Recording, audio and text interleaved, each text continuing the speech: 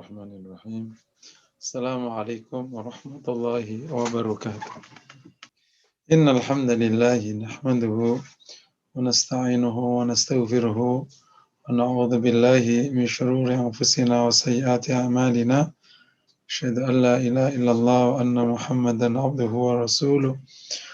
Allahumma fashalli wa sallim wa barik ala nabiyyina Muhammad wa ala alihi wa man tabi'ahum bi ihsanin ila yaumiddin amma ba'd. Jamaah yang dirahmati Allah, tidak intinya mari selalu kita memberikan syukur kepada Allah. Pada malam hari ini Allah izinkan kita semua bisa bergabung di Formula Hati Institute kuliah Tazkiyatun Nafas. Semoga menjadi amal saleh yang diterima Allah Subhanahu wa taala. Kesempatan yang baik di tengah pandemi ini kita manfaatkan juga untuk sama-sama memohon kepada Allah agar Allah sehatkan kita semua, Allah kuatkan kita semua, selamatkan saudara kita, termasuk saudara kita sebangsa ini. Semoga kita semua dalam keadaan sehat walafiat. Materinya Tazkiyatun Nafas, kita sampai kepada satu bahasan atau tema tentang tawakal. Ini adalah salah satu makom atau sifat yang hukumnya wajib.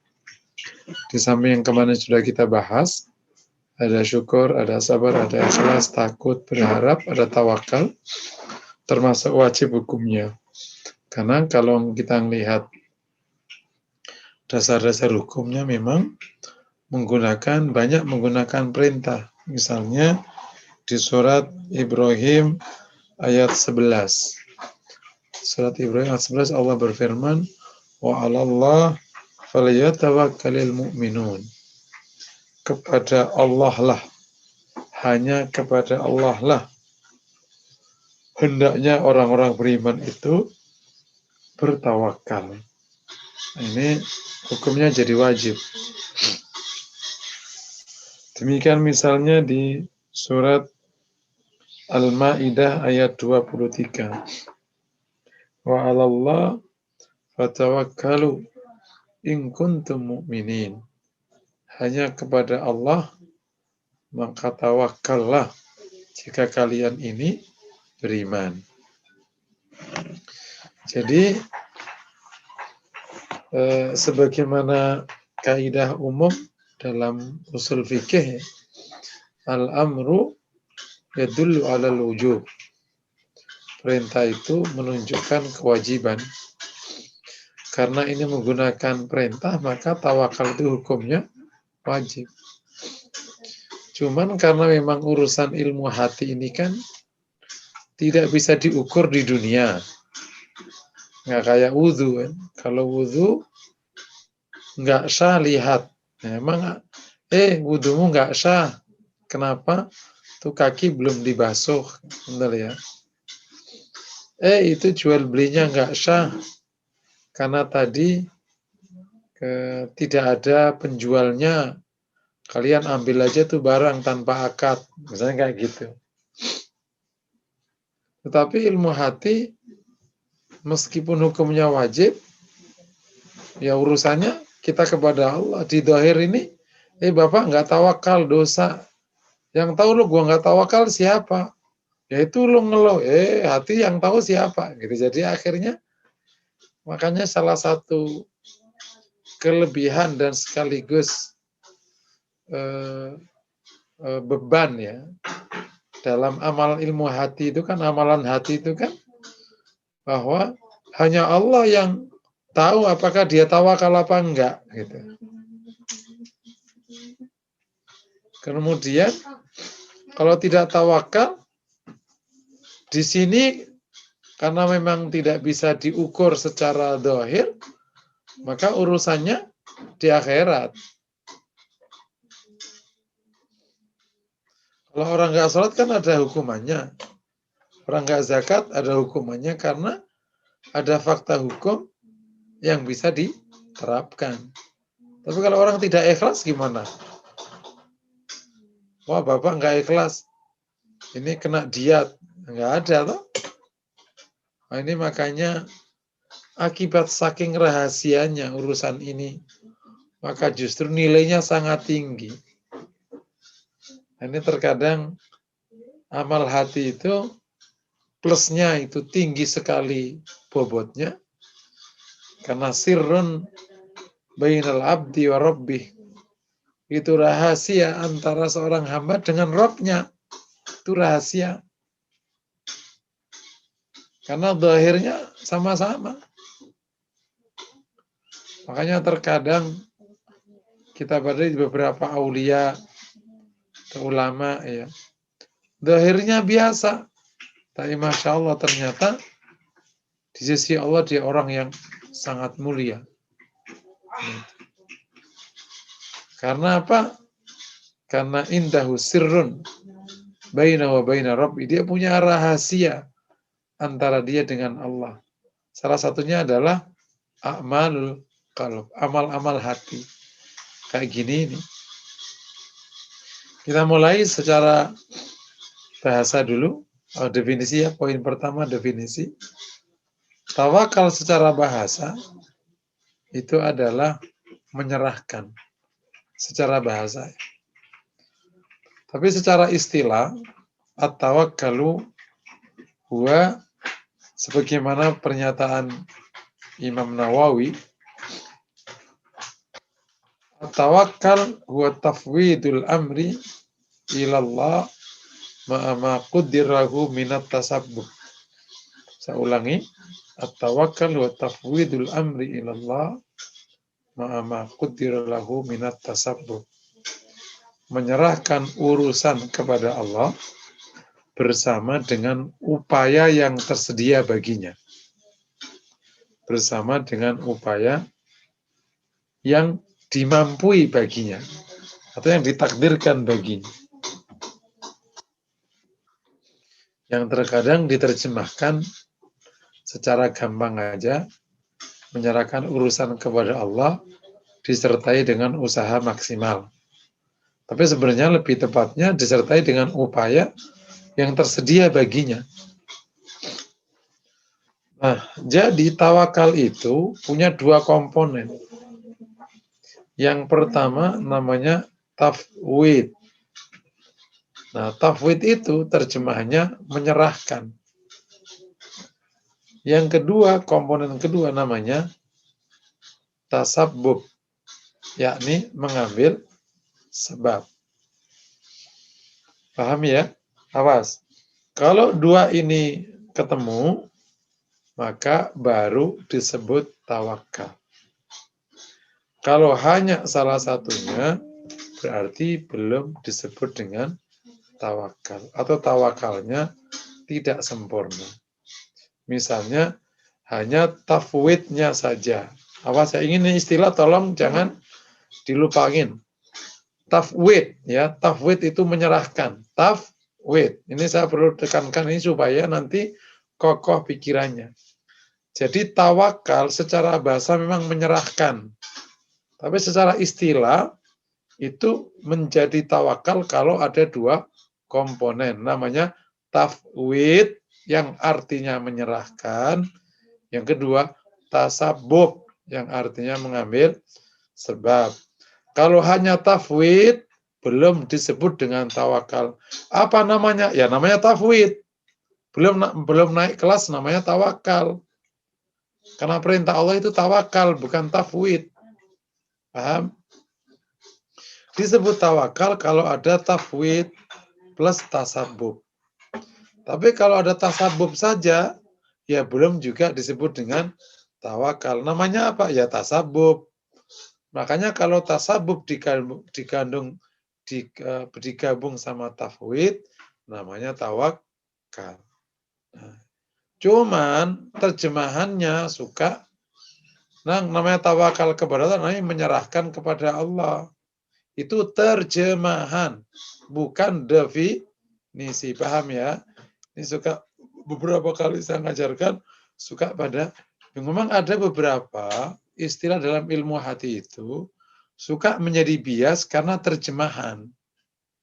Dan biasa di dalam terjemahan bahasa terkadang sebuah definisi tidak bisa diwakili oleh terjemahan. Makanya jangan dipaksakan. Kayak sholat, jangan diterjemahkan ke sembahyang, nggak ketemu nanti. Bisa debat masalah definisinya. Sholat ya terjemahnya sholat. Kenapa? Karena itu memang sudah menjadi bahasa syariah. Gitu. Jangan diterjemahkan ke sembahyang.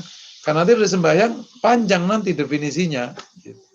Sampai dengan zakat. Zakat terjemahnya ya zakat aja. Karena itu menjadi istilah syariah. Nah, kayak dengan sabar, kayak syukur, kayak misalnya ridha, kayak ikhlas. Jadi yang menjadi istilah-istilah ini memang sebaiknya memang kita terjemahnya bahasa aslinya aja.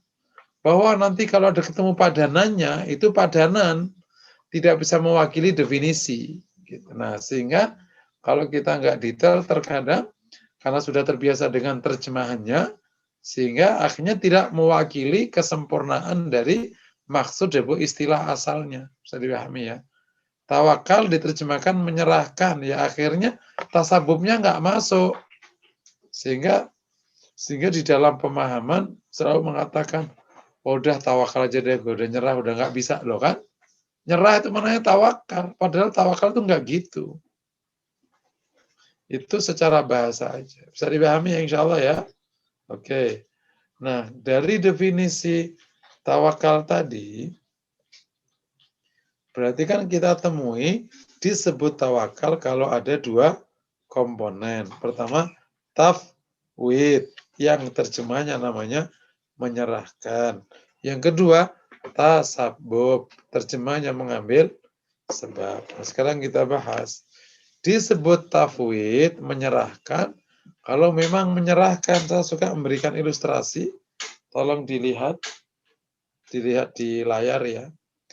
Ini ada ini ya. Kalau saya disebut menyerahkan tuh, di tangan kanan saya nih ada menyerahkan nih di sana. Nah, saya lepas tuh. Itu namanya tangan saya menyerahkan apa ini namanya nih?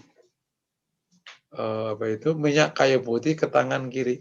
Nah, tapi kalau begini ambil lagi. Namanya bukan menyerahkan. Nah, contoh nih, saya sengaja buat ilustrasi ini. Terkadang kita ngomong gini, ya Allah terserah aja deh, terserah engkau, udah puyeng saya nih urusan nih. Oke. Kemudian kita ngomong di hati, tapi ntar kalau ada apa-apa gimana dong? Nah itu namanya belum menyerahkan.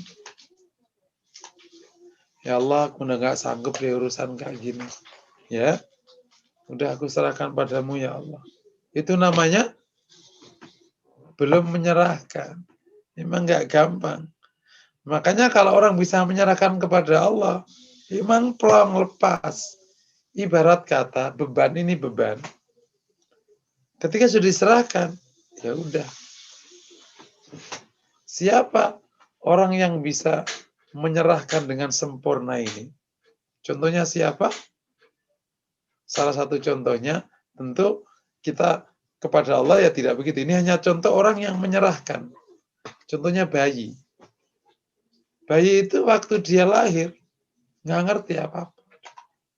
Pokoknya ia tahu kalau pipis ngek, pingin nenen, pingin makan ngek, haus ngek, sakit ngek, udah dia nggak mikir. Contohnya yang menyerahkan gimana? Contohnya mayit. Mayit itu udah nggak tahu apa-apa, udah. Anda nggak mayit ya Allah. Kenapa saya nggak diurus ya hidup saya? Enggak, udah tenggelam ya. Ya udah membujur aja. Yang pusing siapa? Yang hidup. Dan manusia kepada Allah bahkan tidak bisa dibandingkan dengan contoh-contoh tadi. Kita lebih tidak berdaya daripada mayit dalam urusan kekuburannya. Karena kita ini emang ciptaan Allah. Betul, ciptaan Allah. Hanya tampak dikasih ruang untuk berkreasi dan mampu. Dikasih otak, bisa mikir, dikasih tenaga, bisa berjalan, bisa usaha. Selebihnya, sekiranya satu aja variabel otak itu dihilangkan oleh Allah, yang namanya asupan darah ke otak. Selesai, udah nggak bisa mikir. Stroke. Nggak stroke ya? Kalau kurang darah namanya apa? Pokoknya gitulah. Kalau kebanyakan darah kan stroke ya. Kalau kebanyakan darah namanya stroke ya. Gitulah. Begitu persambungan antar sel itu nggak nyambung, lupa sudah. Selesai sudah.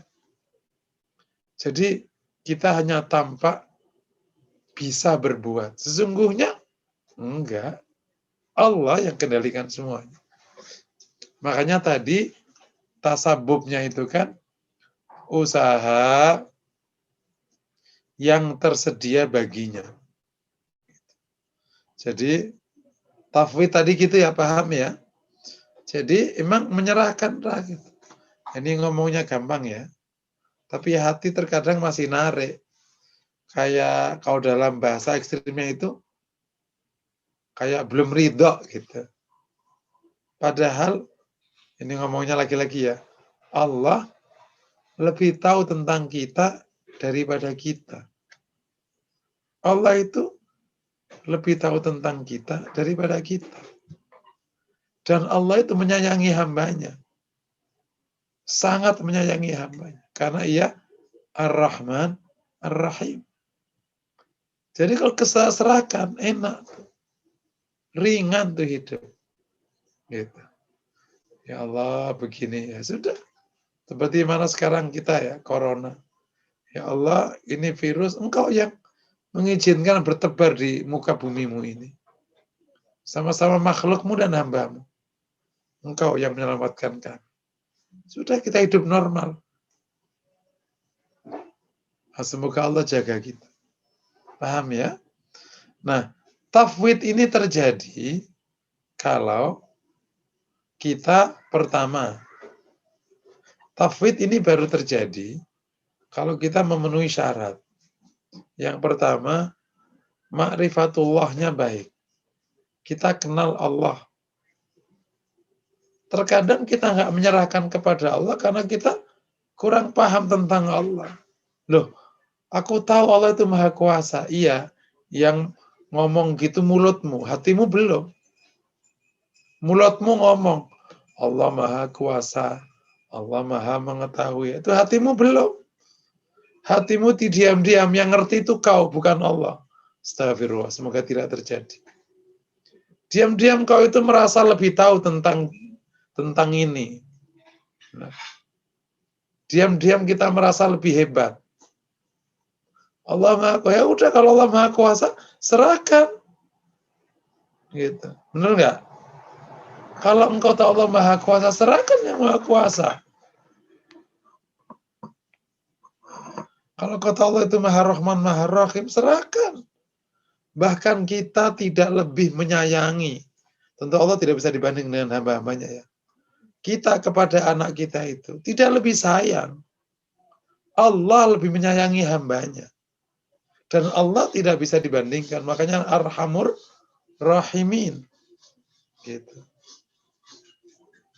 Innaka Arhamur Rahimin. Gitu. Jadi kalau kita merasa menyayangi pasangan, macam-macam, Allah lebih menyayangi hambanya. Allah lebih menyayangi hambanya. Tentu Allah tidak bisa dibanding dengan hamba-hamba. Oke ya. Pertama, maka studi Asmaul Husna menjadi penting. Studi Asmaul Husna menjadi penting. Itu ada Ar-Rahman, As-Salam, Al-Quddus, Al-Muhaimin. Kalau antum tahu maknanya Al-Muhaimin, Allah kan maha, Al-Muhaimin itu maha bukan menguasai, maha mengendalikan ya. Nah, di dalam kandungan Al-Muhaimin itu pertama, karena Allah yang menciptakan hambanya. Itu kandungan Al-Muhaimin itu. Allah menciptakan hambanya. Karena Allah yang menciptakan hambanya, Allah mengetahui kebutuhannya. Oke. Ya, kenapa Allah mengendalikan hambanya? Karena Allah menciptakan. Allah menciptakan yang kendalikan lah. Karena Allah menciptakan, maka Allah tahu kebutuhan hambanya. Tahu kelemahannya, tahu ininya, tahu. Kemudian karena Allah tahu kebutuhan hambanya, Allah memenuhi kebutuhannya. Yang mengendalikan kebutuhan kita siapa? Allah. Ada beras, ada makan, macam-macam. Makanya kalau jarang-jarang ngaji kayak gini, ini nggak masuk di otak. Dipikir kita makan ini karena kita kerja, ribuan orang kerja nggak bisa makan.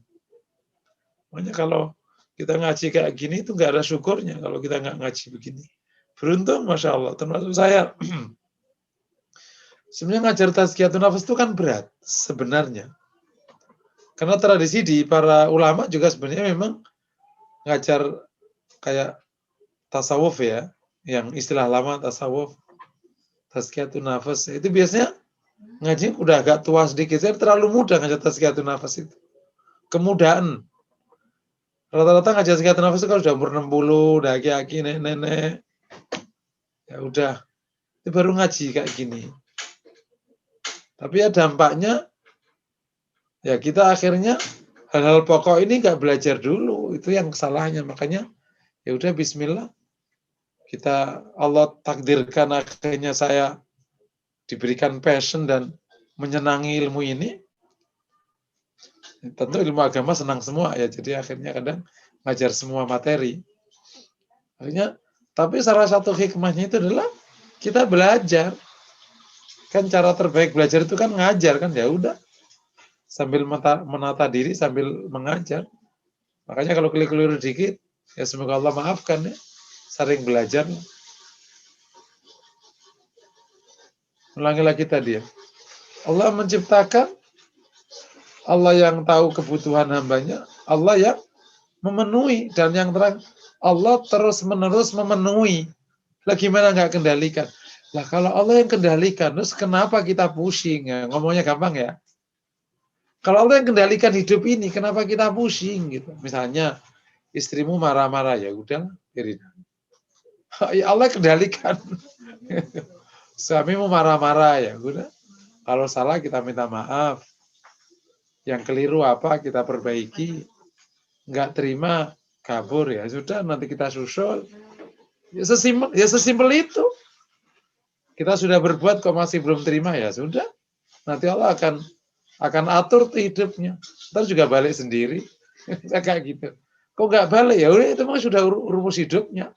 Misalnya gitu. Kok mudah gitu Ustaz? Emang harus dibuat mudah hidup. Nah, ini ngomongnya gampang. Melaksananya ya. Itulah namanya tawakal itu di situ. Jadi memang saya coba bayangkan kenapa Nabi itu masih senyum. Ubahnya nggak banyak kayak kita. Ini kan. Kita ini kerjaan gajas ubahnya kemana-mana. Saya ini udah ratusan ubahnya. Ya. Paham ya? Terus kemudian masih seger sampai akhir hayat. Umat ini memang banyak bid'ahnya. Maksudnya perlakuannya nggak kayak nabinya. Nabinya kan sehat, segar, bugar. Ada orang ngomong bid'ah urusannya cuma masalah baju. Enggak. Bid'ah termasuk hidup tidak sehat itu bid'ah. Enggak. Ini istilah yang supaya nggak nyunah hidupnya gitu. Pola hidupnya nggak sehat. Benar ya? Makan makanan sampah. Mikir-mikir stres. Rasul rileks, mudah, makanannya bermanfaat, Masya Allah. Itu kan ulangi lagi kan. Jadi hidup Nabi itu gimana enggak? Karena ia sempurna tawakalnya. Ya bayangin aja. Bersama Abu Bakar di Goa. Ya. Orang Quraisy sudah di atas kepalanya. Kok masih bisa tenang loh, gimana coba? Masya Allah. Kita mah udah langsung cemetut gitu kira-kira ya. Belajar dari baginda Nabi Sallallahu Alaihi Wasallam. Masya Allah. Sallallahu Muhammad ya. Kemudian yang kedua kembali ke syarat supaya bisa apa tadi? Tafwid. Syarat kedua adalah ma'rifatul dzat. Kenal diri. Kalau kita kenal diri, kita sadar tuh, nggak bakal ngandelin diri sendiri, nggak bakal. Siapa? Jadi yang ngandelin diri sendiri itu emang nggak tahu dirinya, dipikir dirinya hebat, dipikir ada kesombongan terselubung. Kalau tahu diri kita ini seperti ini, mau kena angin aja masuk angin, betul ya? Kena angin masuk angin, kena dingin flu, duit nggak punya takut. Terus kok masa diandelin orang kayak begitu? Enggak kira-kira. Istri cemetot, nangis. Suami nggak pulang, kekejer. Loh masa ada orang gitu kok dikandelin itu? Gimana? Manusia itu lemah sekali. Menjadi hebat bukan karena dia hebat. Allah berikan satu kesempatan untuk tampak hebat. Untuk tampak hebat. Dikasih pikiran, dikasih tenaga, dikasih fisik, dikasih macam-macam, tampak hebat. Satu kadang itu, salah satu yang saya coba sampai hari ini ya. Kalau memang jantung itu adalah pengendali kehidupan, kenapa orang bisa mati? Toh jantungnya masih sehat. Loh. Kalau ternyata paru-paru itu pengendali kehidupan, oke? Kenapa orang masih mati? Toh paru-parunya itu masih benar. Kalaulah batang otak pengendali kehidupan, kenapa batang otaknya masih ada? Orangnya udah mati. Makanya benar. Yas'alunaka 'anir ruh qulir ruhu min amri. Itu memang Allah yang kasih kehidupan. Cuman dikasihlah semacam proses yang dapat kau cerna. Jantung bisa diperbaiki, bisa dioperasi, paru-paru bisa dikasih tindakan. Waktunya mati, mati.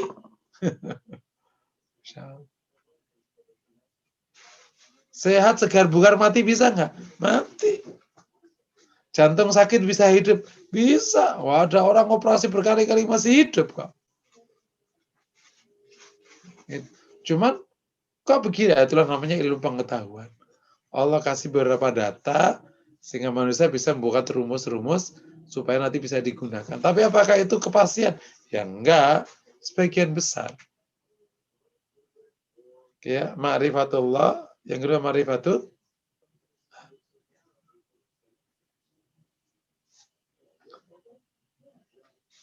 Kalau kenal Allah, tahu diri, nah, kemudian yang ketiga, baru orang bisa menyerahkan kalau memang merasa butuh pertolongan Allah.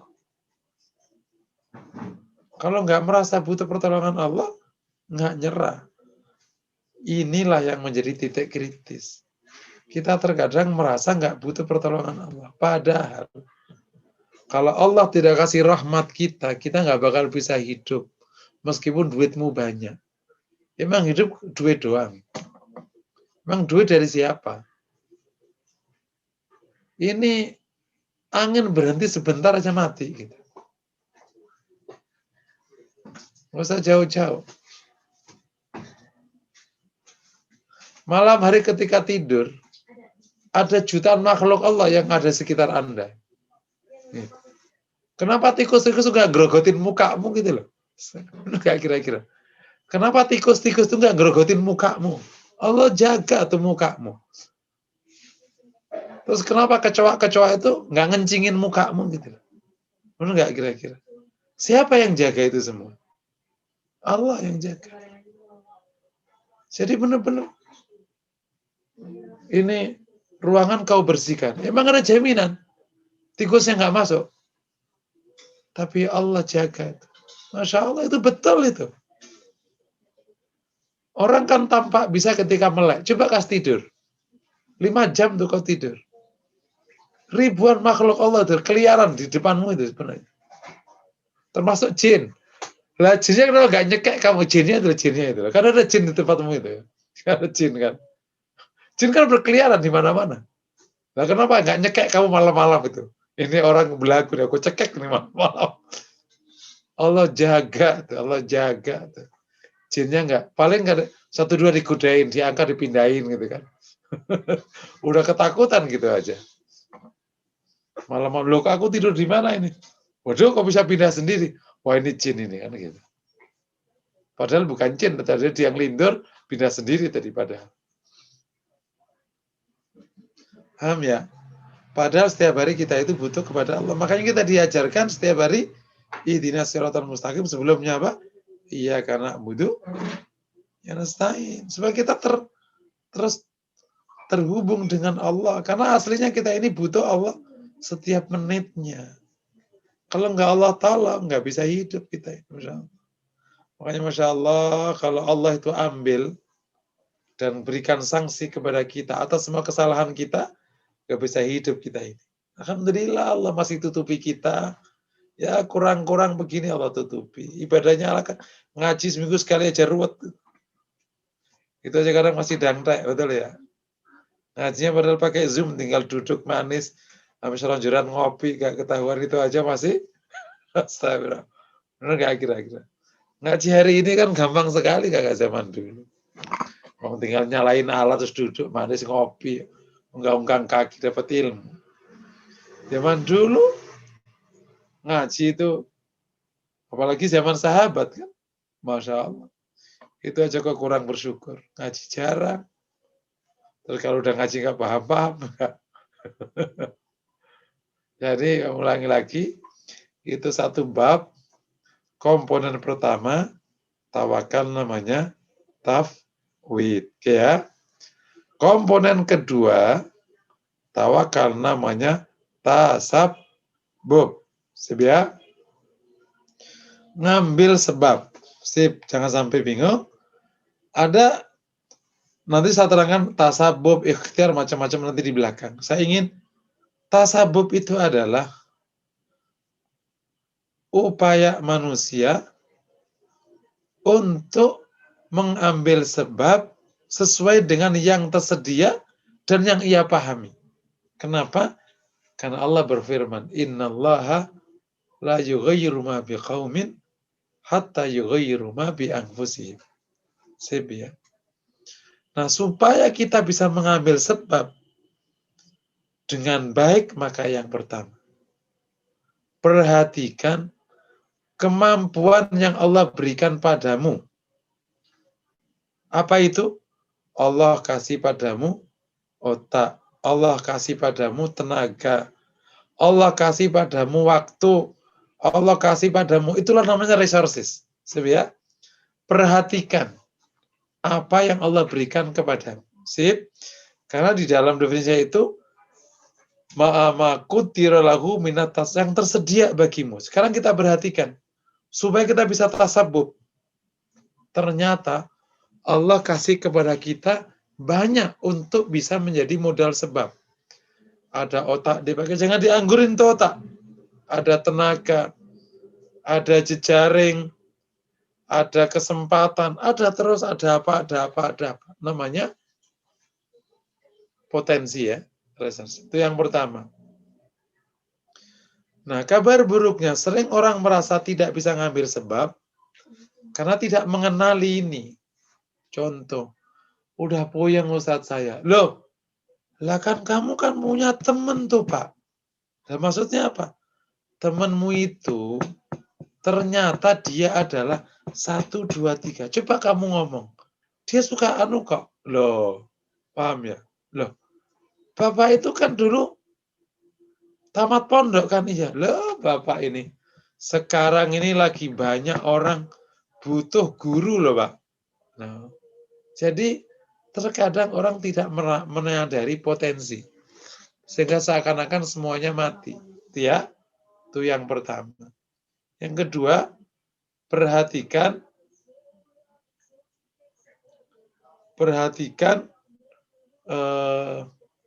kita nyebutnya momen dan waktu. Jadi untuk bisa mendapatkan hasil yang baik itu adalah bertemunya kemampuan dengan momen dan waktu. Itu ini yang, dan momen dan waktu itu yang menyediakan Allah. Makanya manusia sebenarnya mah nggak bisa apa-apa. Karena kalau nggak ketemu dengan momen dan waktu nggak jadi hasil. Gitu. Cuman, kalau kita jeli, kita bisa perhatikan tuh momen dan waktu itu. Oh ini, oh ini, oh ini.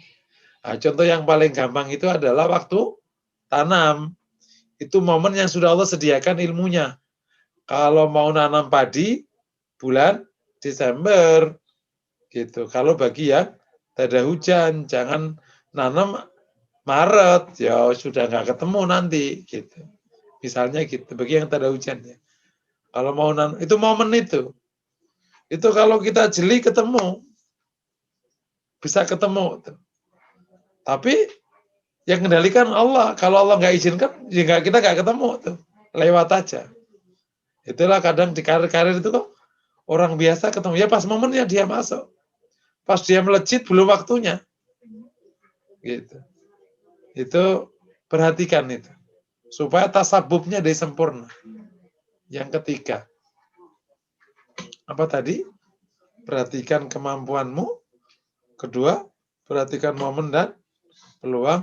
Terakhir, lakukanlah dengan penuh kesungguhan sampai tuntas.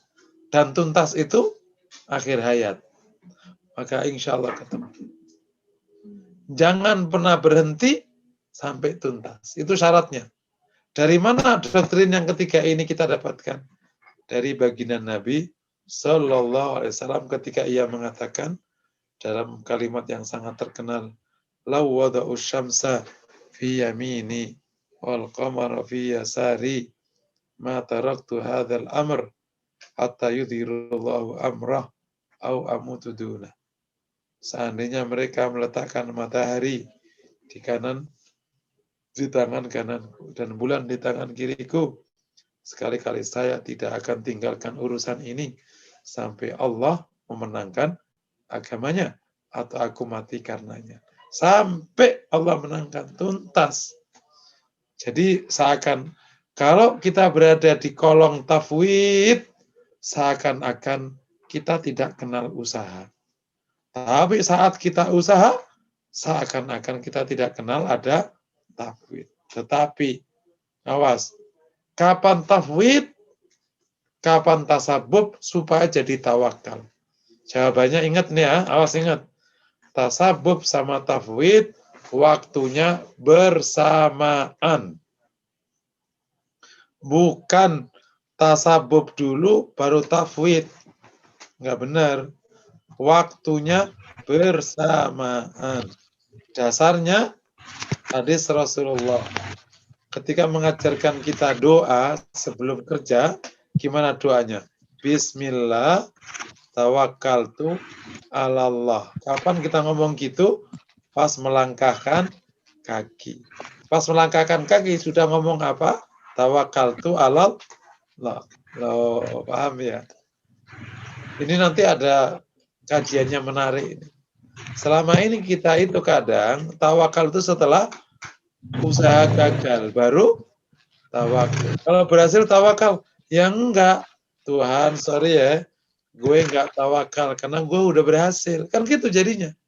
Bener enggak kira-kira? Tapi kalau enggak berhasil, Tuhan, sorry ini capek gue, aku serahkan kepadamu lah. Engkau maha kuasa. Jadi ini bocah emang belagu. Kalau berhasil, lupa Tuhannya. Kapan dia tawakal pada Tuhannya? Kalau emang gagal. Itu namanya bocah apa? Bocah nggak tahu diri. Tapi seorang hamba yang beriman, mau berhasil mau gagal, diserahkan kepada Allah Subhanahu wa Ta'ala. Mungkin ya, sampai poin ini. Kalau ada pertanyaan silakan. Kalau ada yang mau ngopi, sok silakan. Ya Ustadz, jazakallah khair untuk uraiannya sampai panjang lebar tadi. Memang kendala ini kameranya banyak yang off ya, jadi kita tidak tahu apakah masih standby di depan Ustadz atau sedang tadi kata Ustadz ngopi-ngopi santai. Ini sudah ada masuk pertanyaan Ustadz yang pertama. Mohon izinkan saya offline ya, si mata suka perlu di redano ya. Bagaimana Ustadz? Ternyata kalau mohon izin kalau pas pertanyaan off cam ya. Oke, baik Ustadz.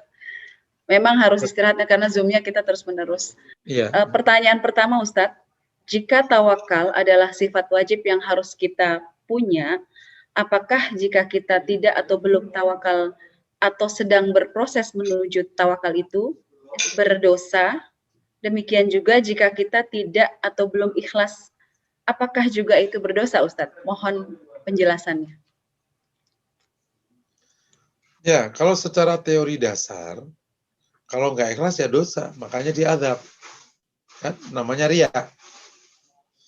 Kalau nggak tawakal juga sama. Cuman masalah utamanya adalah, itu kan ada kadar tuh. Ada batas minimal tawakal, ada kesempurnaan. Nah, tentu kayak orang sholat, sholat. Ruku itu kan ada batas minimal ruku. Ruku sempurna katakan gini ya gini nih. Nabi kan kalau ruku begitu, ininya rata, seakan-akan kalau dikasih air, nggak ke depan, nggak ke belakang. Tapi kalau rukuknya begini, oh ini udah, ini kadar minimal rukuk. Kalau gini nggak sah, terlalu condong ke berdiri. Atau gini misalnya, masih sah rukuknya, karena nggak sampai sujud kan. Nah, contoh gitu. Nah, karena ilmu hati ini, ukurannya kan tidak kuantitatif gitu kan. Nah, disitulah letak kekhawatiran kita nanti kalau Allah nilai gimana kita. Tapi secara teori, yang nggak tawakal dosa. Perintah. Cuman, di sini khusus ilmu hati ini memang ada beberapa perintah yang langsung pelanggarannya ada dosa. Kayak riya. Kayak kufur atas nikmat. Wa in kafartum, wala in kafartum, inna adzabi lasyadid. Nah, tapi kalau nggak tawakal gimana? Nah, ini memang ada beberapa ilmu hati yang kalau dilanggar, itu langsung ada adabnya, itu dosa. Tapi ada beberapa yang mungkin nggak ada penjelasan sanksinya. Tapi ya, sudah ada perintahnya. Jadi secara umum, yang melanggar perintah Allah ya dosa. Cuman masalahnya, karena ini kan tidak kuantitatif ukurannya. Terus berapa persen? Allah nanti yang nilai di akhirat. Gitu kira-kira. Makanya Bapak Ibu untuk ilmu hati ini Masya Allah. Ngeri-ngeri sedap justru. Karena langsung nanti Allah yang ukur. Di sini kan yang penting sholat, zakat, yang tampak. Ikhlas? Ya kalau nggak ikhlas kan nggak apa-apa. Kan nggak apa-apa di dunia kan nggak ada apa-apa. Dosa nggak dosa. Terus yang hati tahunya ikhlas nggak ikhlas siapa yang tahu? Hanya Allah kan jadinya. Gitu. Sama dengan bab tawakal. Wallahu a'lam bishawab. Alhamdulillah. Terima kasih jawabannya Ustadz. Ini ada masuk pertanyaan kedua dari Bapak atau Ibu Dani, ini saya tidak tahu. Karena saya juga punya teman Dani perempuan. Ustadz, kalau belum bisa berserah bukan karena belum ikhlas, tapi lebih kepada adanya penyesalan karena belum bisa menyempurnakan rukun Islam kelima, waktu itu masih antri dan menyesal karena waktu lalu saat ekonomi masih baik, masih mampu, lebih memilih urusan dunia, rumah dan kendaraan di sini disebutkan, daripada umroh.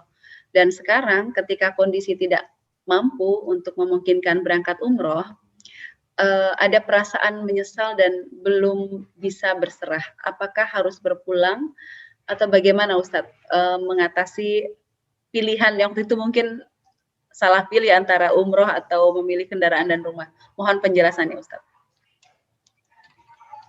Ya, untuk penyesalan atas tertinggalnya sebuah amal soleh, itu baik.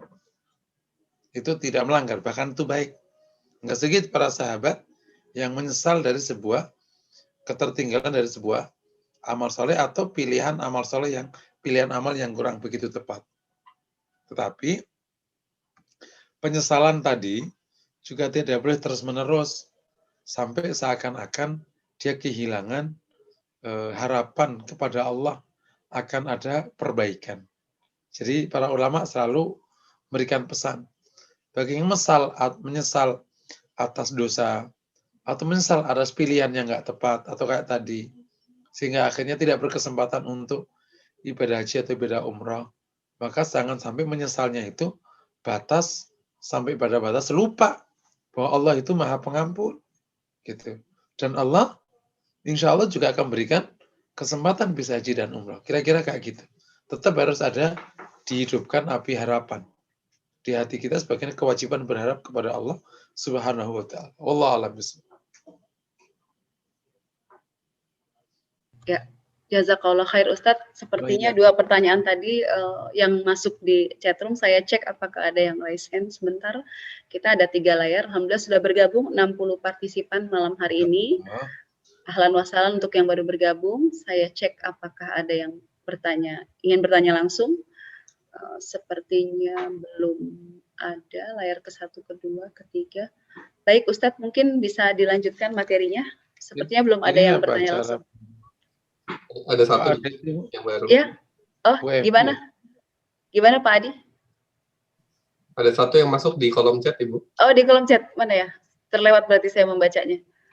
Sebentar, oh ini baru masuk ya? Sebentar saya cek. Oh ya Ustadz, ini pertanyaan dari Ibu Elvira Hayu Hijir. Bagaimana cara melatih diri supaya bisa tafwid atau menyerahkan kepada Allah? Bagaimana? Apakah secara teori sudah paham, tapi prakteknya seperti apa?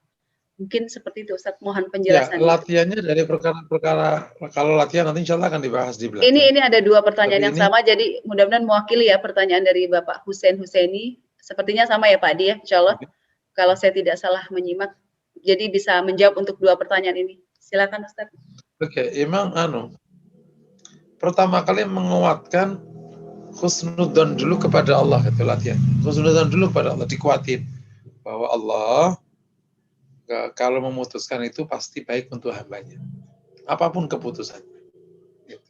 Itu dikuatin dulu. Ya, itu yang pertama.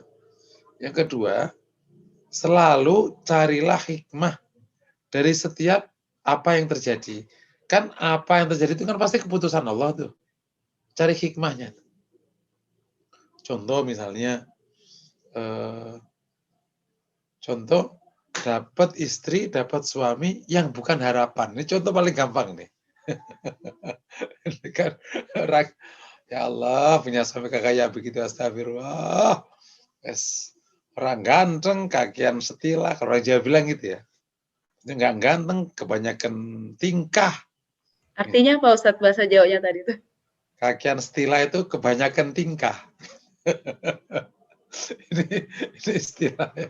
Jadi kan ada orang yang kebanyakan tingkah gitu ya. Jadi udah nggak perform, udah nggak apa. Tapi kok bisa lengket sama dia itu kenapa sih gitu? Oh gitu. Nanti kalau kita terbiasa mencari hikmah ya, kita tuh bisa senyum-senyum sendiri loh. Itu serius tuh. Karena Allah Maha Rahman Maha Rahim. Gini, dikasih ini, kasih ini. Oh iya, bener. Gitu. Apa nanti ya? Apa yang terlewat dari kita yang awalnya tampak kayak bencana, begitu kita lewati dan kita husnudzon, ternyata bukan bencana, biasa aja.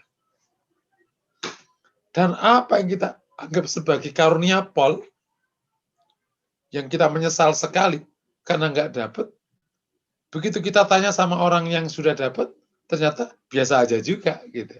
Dan itu ternyata ada hikmah-hikmah yang akan kita dapati.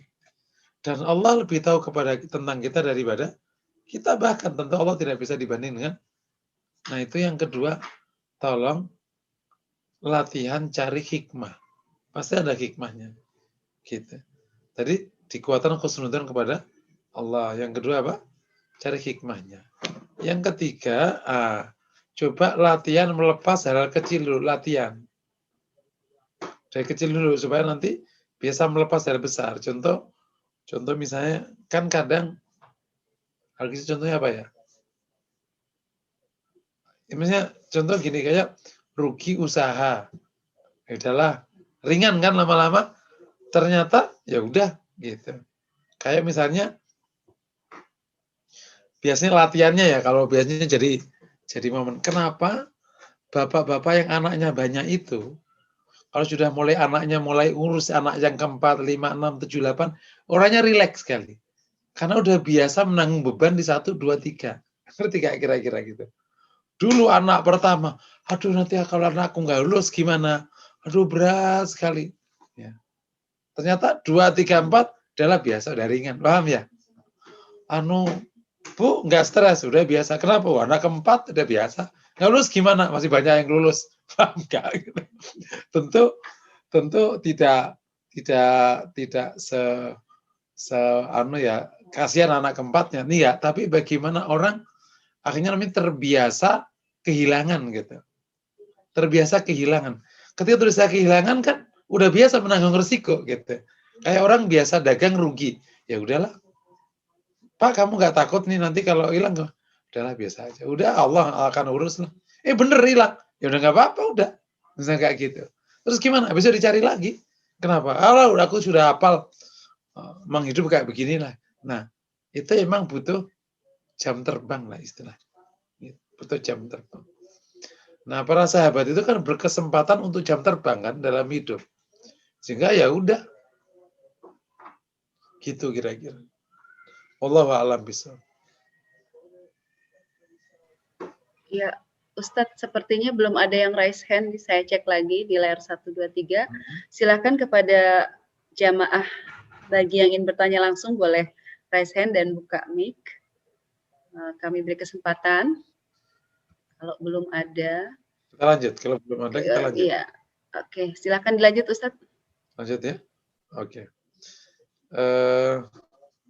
Sebentar.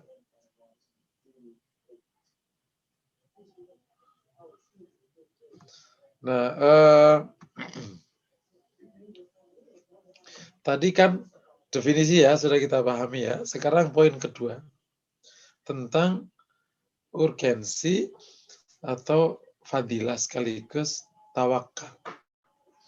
Ini sifat, ini luar biasa pentingnya. Penting sekali. Yang pertama, karena itu merupakan perintah Allah. Sebagaimana tadi saya sebutkan di surat apa tadi? Ada Al-Maidah tadi ya. Wa 'alallah fatawakkalu. Sebenarnya cukup di perintah Allah saja kita harus punya namanya juga perintah Allah suruh tawakal. Itu sudah cukup bagi kita menjadi dasar kita untuk tawakal karena perintah Allah. Yang kedua, bahwa sifat ini ternyata punya fadilah yang besar. Salah satunya yang tersebut di surat At-Tolaq ayat 3. Wa may yatawakkal 'ala Allah huwa hasbuh. Innallaha balighu amrih. Barang siapa yang tawakal kepada Allah, niscaya Allah akan mencukupkan keperluannya. Sungguhnya Allah melaksanakan urusan yang dikehendakinya. Jadi justru cara terbaik untuk mencapai hasil itu tawakal. Ngerti tak? Cara terbaik mencapai hasil itu tawakal. Setuju ya? Jangan yang remeh pernyataan ini. Ini doktrinnya. Loh, tawakal gimana? Nggak usah-usah. Loh itu makanya harus paham.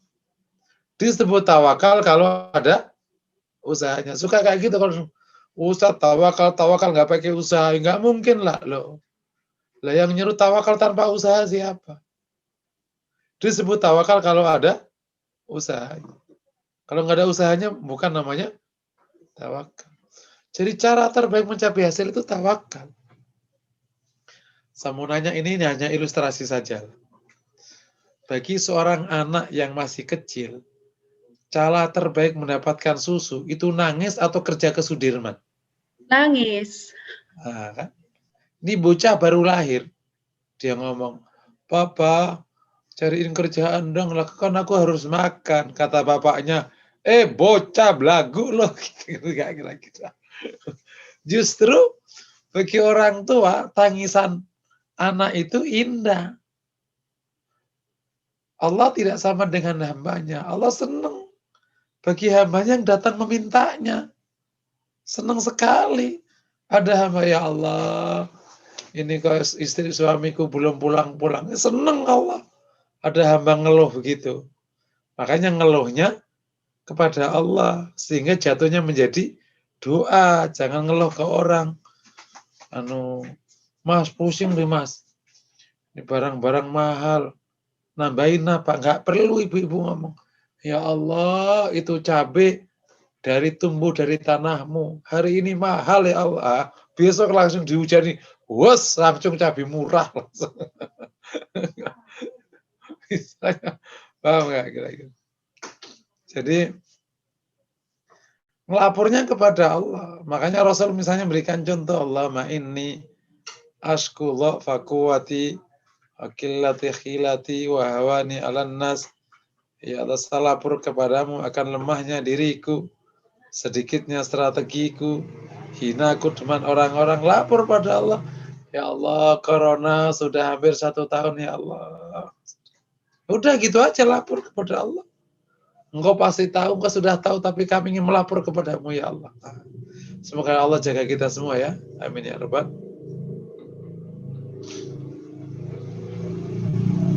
Cara terbaik bagi wanita untuk bisa dapat duit, kerja atau minta ke suami? Coba jawab. Minta Ustadz, itu udah kebiasaan pagi hari. Iya, ngebuin tuh, cocok gitu ya, betul ya. Jadi seorang hamba saja ternyata sudah dikasih hikmah oleh Allah. Ada yang kayak gitu lah. Gimana kita kepada Allah? Itulah tawakal. Gitu. Bahwa kita itu kok kerja, itulah itu kesempurnaan tawakal. Gitu. Ya Allah, aku serahkan rizkiku kepadamu. Dan hari ini kami kerja ya Allah. Itulah tawakal. Jalan. Paham ya? Jadi yang kedua, ternyata cara terbaik mendapatkan hasil itu tawakal. Karena Allah yang akan mencukupinya. Ya udah, tawakal aja pada Allah. Gitu. Kok kerja? Lah itulah namanya tawakal. Mana sih? Awas ya, supaya otaknya ini nggak suka gitu, suka pada nggak masuk kadang. Kalau nggak kerja, ya namanya bukan tawakal. Baru apa? Baru tafwid namanya. Belum tawakal. Yang ketiga, jika tawakalnya sempurna, nah ini yang kita cari. Insya Allah termasuk golongan yang masuk surga tanpa hisab. Masya Allah. Ini yang kita cari. Masya Allah, Masya Allah. Kita ini kalau dihisab ini agak takut-takut kan? Kita ini kalau dihisab agak takut-takut. Tahu ini dibacakan amal kita depan, malu kita, Masya Allah. Itu takut ketemu Allah dari situ letaknya. Ketemu Allah dibacakan amal kita, Masya Allah. Wah, malu kita ya. Khawatir kebongkar semuanya. Terus khawatir yang jelek semuanya. Yang buruk gak diterima. Yang baik gak diterima.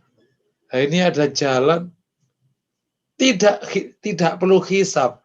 Masya Allah. Yang namanya tawakal yang sempurna. Ini ada salah satu hadis Nabi Sallallahu Alaihi Wasallam tentang 70.000 orang yang masuk surga tanpa hisab.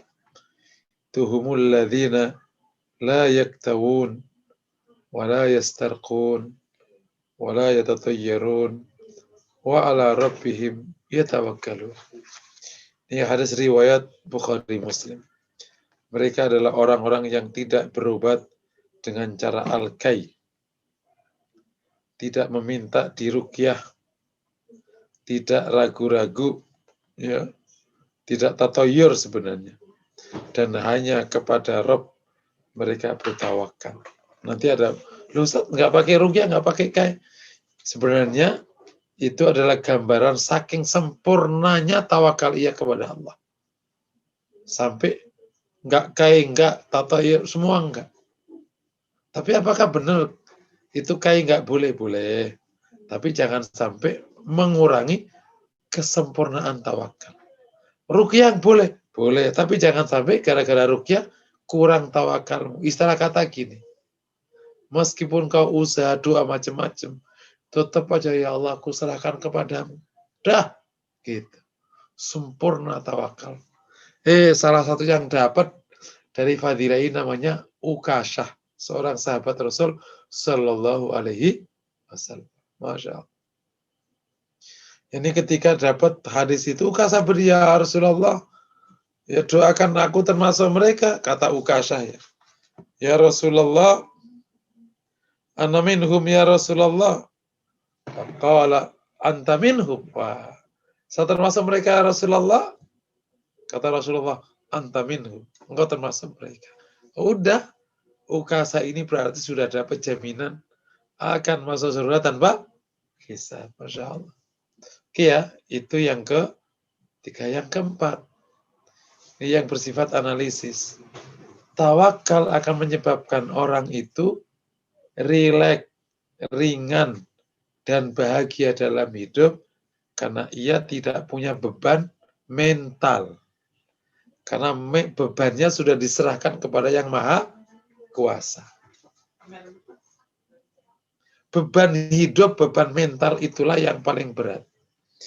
Ada ibu-ibu berulang kali mengeluh, kenapa berat badannya nggak turun-turun. Padahal dia sudah, sudah senam, udah ngangkat beban. Diet juga. Diet. Ngangkat beban itu yang kan kadang selain senam kan kadang barbel. Ikut nge-gym kan. Saking inginnya dia turun. Padahal sungguhnya yang paling cepat menurunkan berat badan itu beban hidup, bukan beban barbel. Paham ya? Makanya orang-orang yang beban hidupnya berat, turun badannya. Nah ini orang, kembali ke tema kita. Orang tawakal itu beban hidupnya dipindahkan, diserahkan kepada Allah. Enak nggak jadi hidupnya? Ringan. Ini ngomongnya gampang. Ya Allah, ini aku nggak punya duit. Udah, serahkan ya Allah. Ustadz was-was besok. Berarti itu belum sempurna tawakalnya. Kalau sempurna, ya emang nggak was-was itu.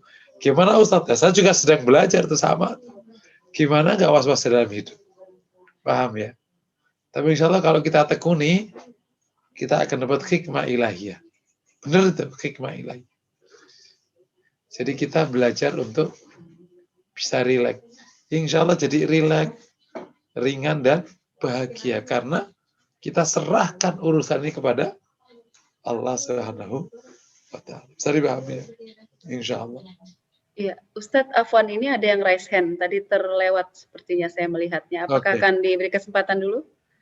Fadal, kalau ada pertanyaan. Ya. Baik, silakan kepada Ustadz Sabran untuk bertanya langsung. Ya, baik, syukron Ustadz. Jadi saya begini Ustadz, sekilas pernah mendengar istilah tentang mutajarridin dan muhtasibin. Jadi ada hamba yang Allah SWT berikan kemuliaan dengan benar-benar bekerja keras. Dan ada pula yang Allah SWT berikan kemuliaan tanpa harus bekerja keras. Ya, mohon bisa dijelaskan itu Ustaz, tentang mutajarridin dan muhtasibin. Syukron jazakallah Ustaz. Ini memang istilah di dunia tazkiyatun nafas ya. Namanya kelompok tajarrud dan kelompok iktisab. Terkadang disebut ada orang yang sudah sampai makom tajarrud atau tajrid, yang isim fa'ilnya namanya mutajarrid. Jamaknya mutajarridin. Ada orang yang sudah punya makom iktisab. Orangnya namanya muktasib. Jamaknya muktasibin. Clear ya?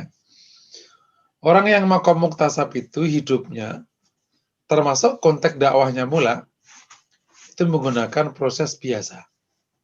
Ada jemput bola, ibaratnya kayak orang yang sehat, menggunakan cara angkat barbel, senam, lari pagi, itu namanya iktisab. Ada orang yang tajarrud, yakni dia emang sudah hidupnya untuk hal-hal yang bersifat ukhrawi. Karena apa? Karena rizkinya sudah Allah antar kepadanya. Itu gimana? Sebenarnya mereka berdua itu udah ngambil sebab sebenarnya. Dua-duanya tuh ngambil sebab. Cuman sebabnya beda-beda. Kalau sebabnya orang yang tajarrud tadi, itu sebabnya lebih banyak ke arah doa. Sebabnya ke arah memenuhi atau kita punya melayani urusan agama. Sehingga ia akan memetik hasil dari janji Allah. Gitu. Sementara kalau kan ada hadis intang surullah yang surkum. Nolong Allah, Allah akan menolongmu. Ya udah, aku nolong agama Allah. Gitu. Kok nggak kerja? Nggak ada waktunya lagi, sudah nggak cukup. Gitu. Waktuku habis dipakai berjuang. Terus gimana? Allah akan gerakkan hambanya. Orang ini sampai keyakinan ke level itu. Boleh nggak diikuti? Kalau kamu mampu. Kalau dia kok nggak kerja, itu kerjanya itu. Terus apa lagi? Minta pada Allah. Ya Allah, berikan kami kecukupan. Aku habis waktuku untuk ngurusin agamamu. Dan doa itu termasuk sebaik-baik usaha. Doa itu sebaik-baik usaha. Tadi kan, cara terbaik supaya dapat makanan. Bagi anak kecil, nangis. Bukan kerja ke Sudirman. Cara terbaik bagi wanita untuk dapat duit, ya minta sama suami. Tapi ingat, siapa wanita yang menggantungkan uangnya dengan cara minta? Wanita yang sangat dicintai sama suami. Paham ya? Kalau engkau tahu betapa engkau adalah wanita yang mengurus urusan rumah tangga suamimu, menghabiskan waktumu untuk urusan anak-anak suamimu, sampai engkau korbankan karirmu. Kira-kira pantas nggak minta, Mas, tolong belanja, dan aku tolong dikasih beberapa fasilitas. Pantas nggak kira-kira? Ini hanya menggampangkan saja ya. Tapi kalau engkau ternyata bukan wanita yang dicintai sama suamimu, karena kau emang ruwet orangnya, paham ya? Ya akhirnya kau harus kerja sendiri, karena kamu nggak menghabiskan hidupmu untuk suamimu. Kamu hitung-hitungan kok. Capek mas, masa mendingan aku kerja. Lah yaudah, mas minta belanja. No, pas. Lebih ya, nggak lo juga kerja. Gitu, paham nggak? Karena kau bukan orang yang dicintai sama suamimu. Nah, beberapa orang mau tergiring ke arah situ karena bukan karena dia milik. Ada beberapa orang emang bukan karena dia nggak kerja, emang sudah nggak ada waktunya dia kerja, udah nggak ada waktunya. Habis dipakai ngurusin, ya sudah Allah akan datangkan. Itu yang dikatakan oleh Sayyidina Ali bahwa rizki itu ada dua bentuk. Rizki yang kau usahakan, yang kau datangi. Yang kedua, rizki yang mendatangimu. Loh, paham ya? Rizki yang mendatangimu. Nah, bagi orang yang iktisab, itu kata rizkinya yang kau datangi. Yang mau kamu tajrid, yang rizki yang mendatangimu. Kenapa mendatangimu? Karena wanita ini sangat dicintai oleh suaminya. Paham ya kira-kira? Maka dia tinggal minta. Bahkan nggak usah minta. Datang. Mama, iya. Nih, Ma, aku dapat bonus. Ya Allah, Papa banyak sekali. Udah, aku ada sudah bersyukur Mama ngurusin aku. Ini kalau perlu semuanya untuk Mama nih. Gitu. Karena dia menjadi wanita yang diidamkan sama Allah, tidak sama dengan hamba. Ini hamba emang keren banget. Dicintai sama Tuhannya. Sediakan sama Rabbnya. Dia kerja. Itu contohnya Nah, biasanya makom tajrid pun juga pasti ada ruang yang diterima, entah buka toko atau apa. Tetap biasanya ada. Terus, kalau makam iktisab gimana? Ya usahanya dia jemput bola itu. Ya ke pasar, ke kerja, ke bisnis, macam-macam. Gitu. Nah, kita ini gimana? Ya coba. Asli orang pertama, setiap orang harus masuk ke iktisab dulu. Karena itu sifat rata-rata. Tapi ada saatnya di mana akhirnya Allah akan giring engkau. Jika memang Allah izinkan engkau di makam tajrid, Allah akan giring engkau. Tiba-tiba udah nggak ada kesempatan untuk kerja macam-macam saking habisnya. Akhirnya Allah berikan ini, ya udah dinikmati akhirnya. Wallahu a'lam bishawab. Tapi dua-duanya itu dia berusaha dengan caranya masing. Wallahu a'lam bishawab. Fadhal. Ya, semoga jawabannya memuaskan bagi penanya ya, insya Allah. Ustadz, izin menginformasikan waktu kita tersisa 7 menit dari sekarang, insya Allah. Oke, mau lanjut materi? Silakan kalau ada closing mungkin, atau mungkin barangkali kita masih butuh part 2 seperti kemarin takut kepada Allah, apakah masih butuh pertemuan lagi untuk yang kedua ya, insya Allah sepertinya. Ya, masih banyak Mbak, ada beberapa tema yang atau poin ya. Tadi kan baru 2 ya. Iya. Definisi, kemudian urgensi ya. Ketiga nanti mungkin beberapa dasar hukumnya, meskipun sudah saya singgung. Ya tadi dasar hukum tawakal tadi kan ada beberapa ayat tadi. Ya. Itu sudah saya singgung di tadi di penjelasan baik definisi atau dalam penjelasan di urgensi ya. Itu sebagai dasar bab tawakal. Nah, poin keempat itu adalah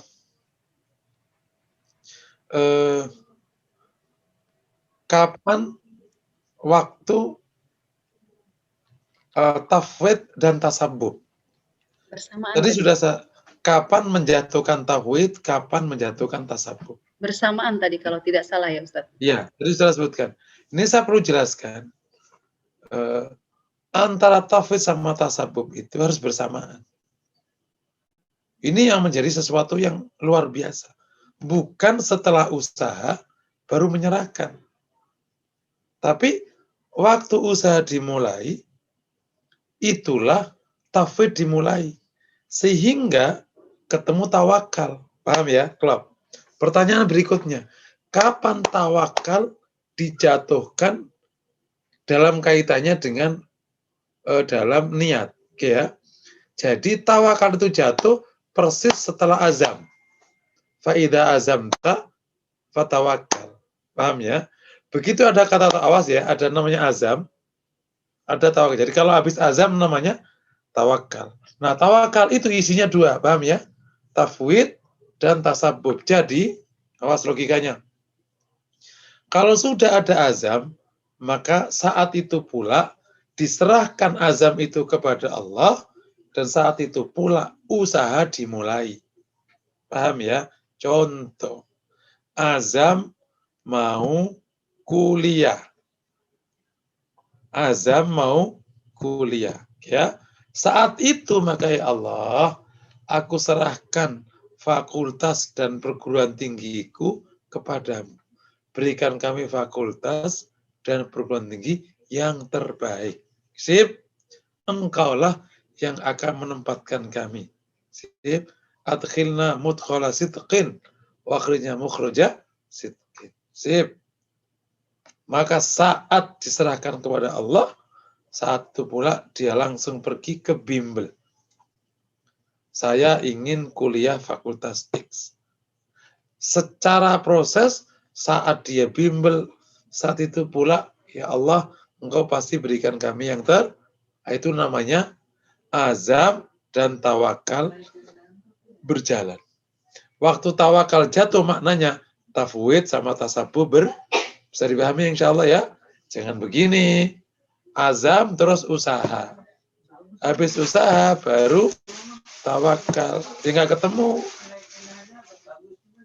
Nah, salah satu kebaikan ketika tafwid sama tasabbub itu bareng, maka waktu tasabbub engkau sudah merasakan kedamaian dalam menjalankan tasabbub. Kenapa? Karena sudah kau serahkan kepada Allah. Makanya kalau Allah kehendaki engkau mendapatkan hasil, Allah akan bimbing engkau menuju sebab yang mendatangkan hasil. Karena ada sebab yang nggak mendatangkan hasil. Contoh gini, kalau Allah kehendaki kau nikah sama si fulanah A, oke, maka Allah bimbing engkau untuk melamar si fulanah A dengan cara X. Karena dengan cara itulah orang tuanya mau. Tapi kalau Allah belum berikan hasil kepadamu, maka banyak yang Allah tidak izinkan terjadi. Ternyata engkau ngelamar orang B. Ya enggak lah, orang B-nya memang bukan takdirmu kok. Yang kedua, kamu ngelamar si A, tapi caranya tidak cocok sama si A. A itu maunya dilamar dengan cara yang sangat romantis.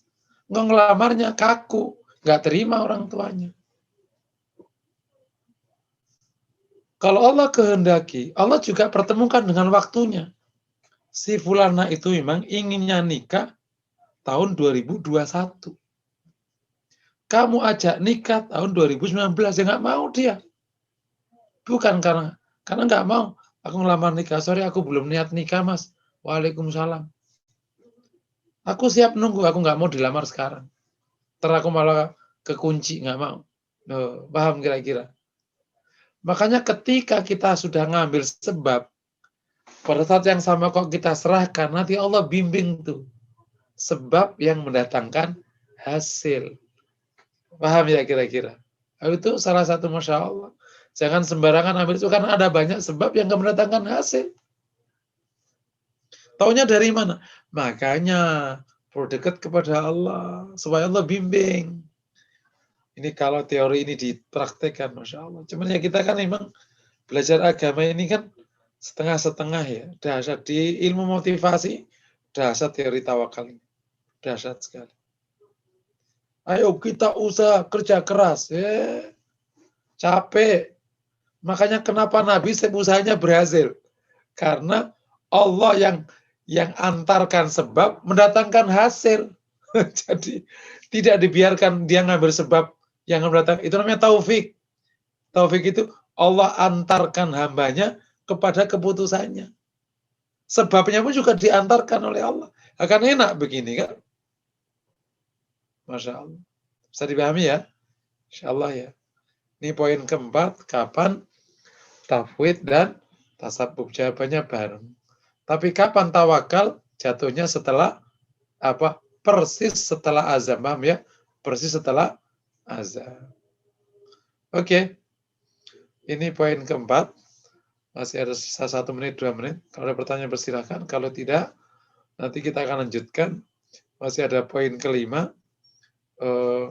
Apa kriteria tasabbub yang baik? Ya, tasabbub yang baik itu kayak apa? Poin keenam, beberapa istilah terkait dengan sababub, tasabbub apa perbedaannya? Ada sebab, ada ikhtiar. Ya, itu apa perbedaannya? Gitu. Terus kemudian poin berikutnya yang akan kita bahas juga adalah itu apa? Hubungan antara sebab sama hasil. Itu gimana? Sama hasil. Yang juga akan kita bahas di mana letaknya doa. Di mana letaknya doa dalam bahasan tawakal ini. Gitu. Ini menarik sekali. Kalau kita nggak paham ini seakan-akan doa itu di luar konteks itu. Padahal doa itu adalah bagian dari tasabbub. Gitu. Sebab yang paling baik adalah doa. Itu luar biasa itu. Doa itu bagian dari tasabbub, bukan bekerja dan berdoa. Gitu. Jadi ini memang doa di mana letaknya. Tadi kita juga udah bahas. Yang berikutnya, apakah tawakal itu nanti justru memudarkan orang untuk usaha serius atau sebaliknya justru. Itu akan kita bahas. Mungkin ada beberapa poin tadi. Semoga nanti kita bisa bahas pada pertemuan berikutnya. Aku qouli hadza wa sallallahu wasallam ala Muhammad. Assalamualaikum warahmatullahi wabarakatuh.